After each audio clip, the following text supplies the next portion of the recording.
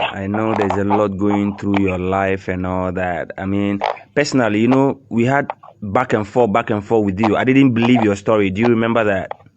Yeah. I had to tell you that is not true. You are not the wife of Ahmed Suale, the late Ahmed Suale, Anas boy. I told you that you are not the one. I need proof and all that. Yeah. It has been 2 weeks that you came into our inbox. So people are listening to you. I want to take this from the humanitarian point of view. I mean, as the late wife of Ahmed Suale, one of the confidants of Anas Armia or Anas, you shouldn't be suffering like this after your husband's demise and all that. What is going on? People are listening to you. Please talk to us.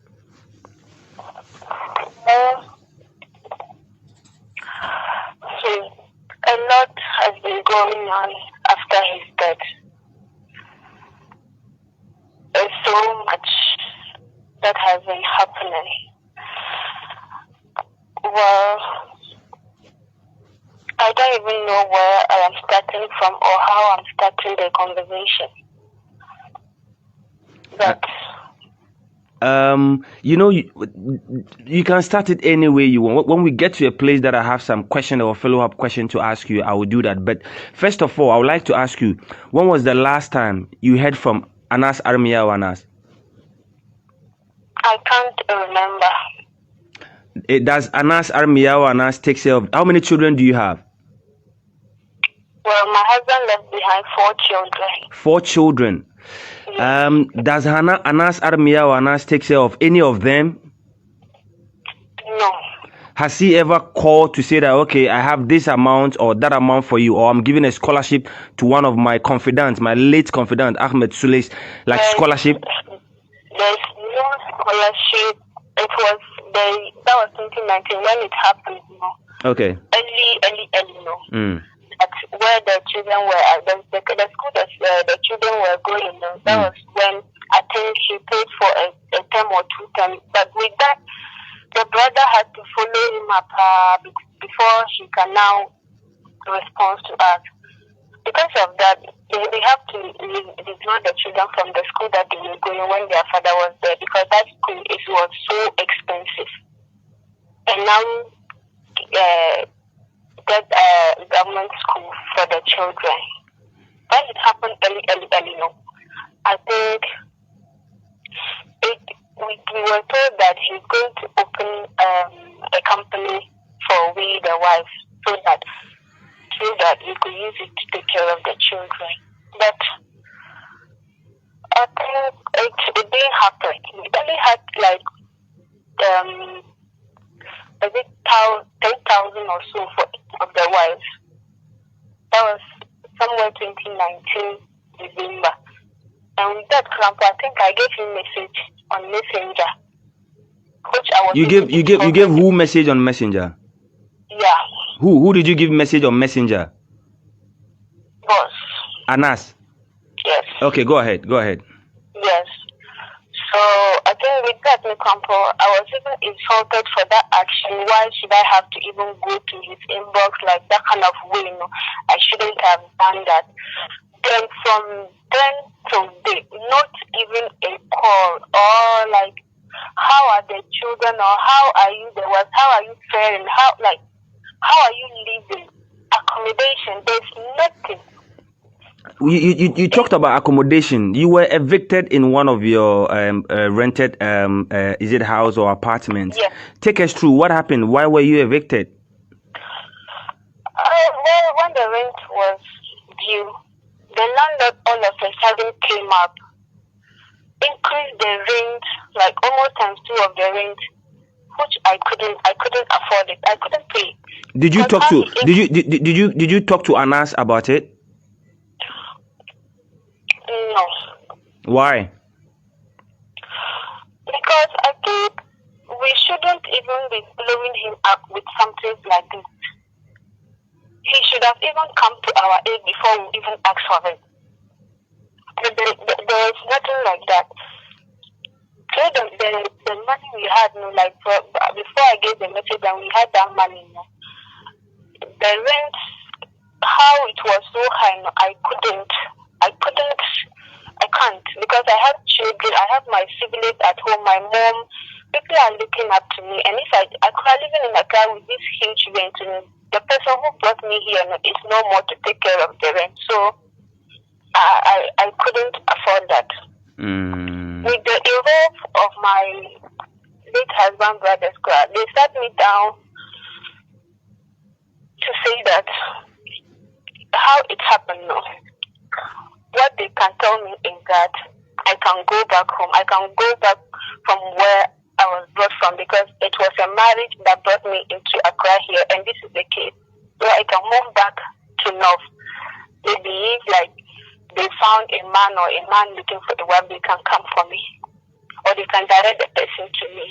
I left Accra here all alone. Nobody even sent me back home to your parents that, oh, after this person's husband has died, we brought her back so that she should come and be at least like some respect, or just to show that yes, this is what really happened, or what happened. No, it has touched like people. It's so painful.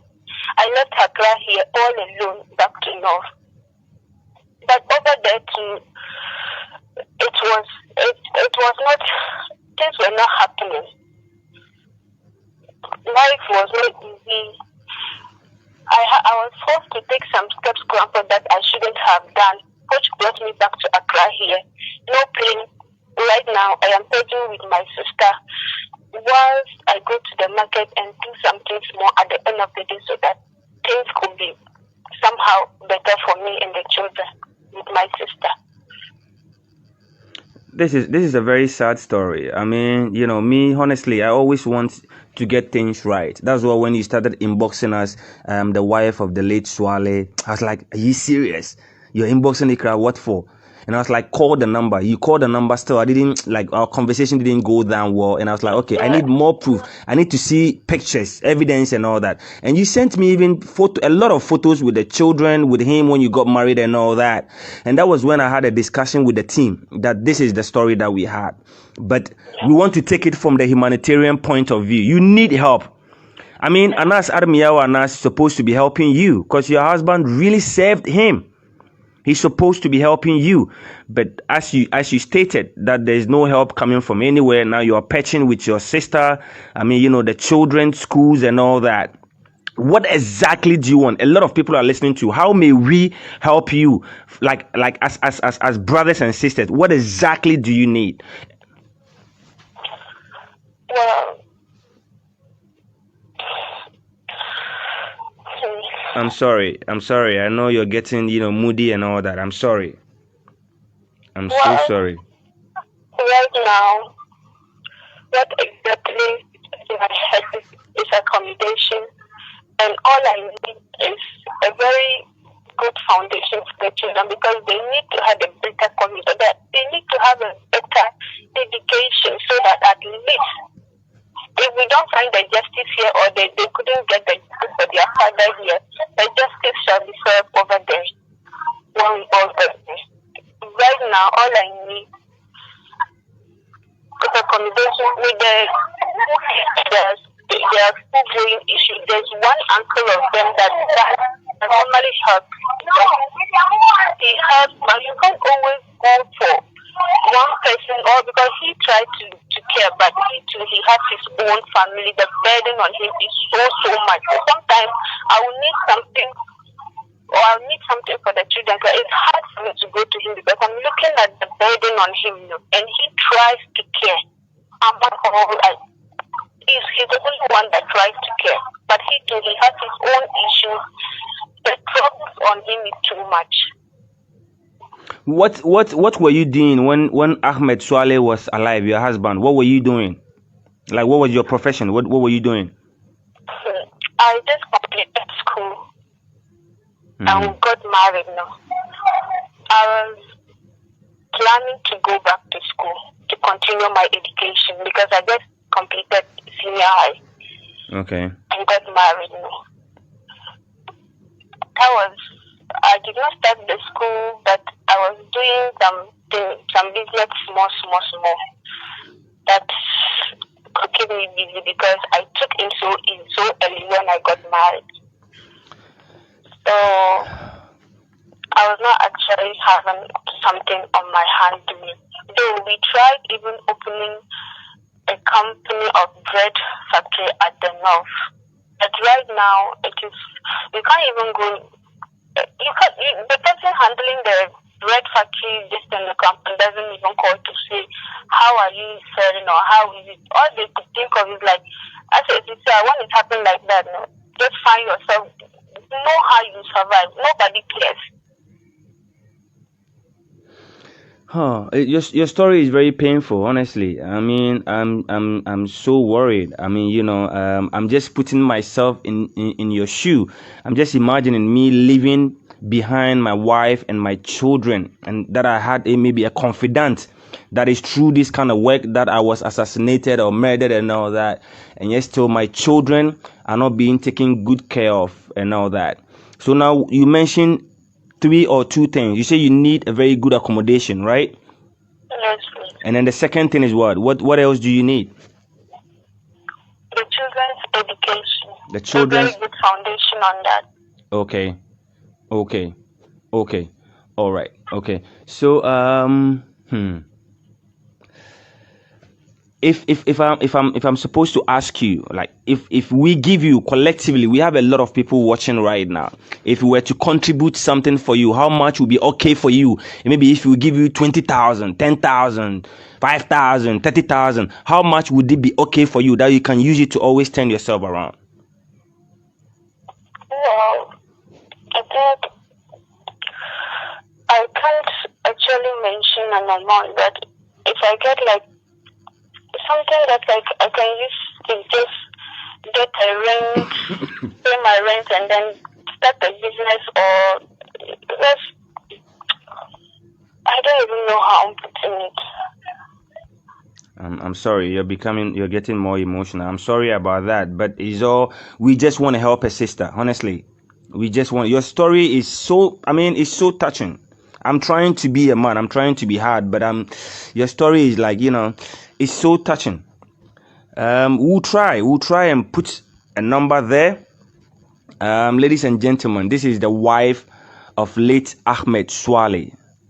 Okay, she was in our inbox almost 2 weeks, but we had to confirm this story before we can, at least, if we can help with anything that, as brothers that we can help, fine. We have to confirm the stories before we come on live and, talk to her.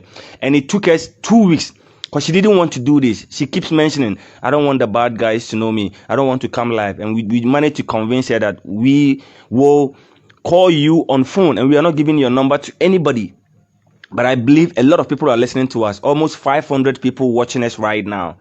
All we need is your help. This is the wife of the late Ahmed Suale, one of Anna's confidants. She needs help, my brothers and sisters.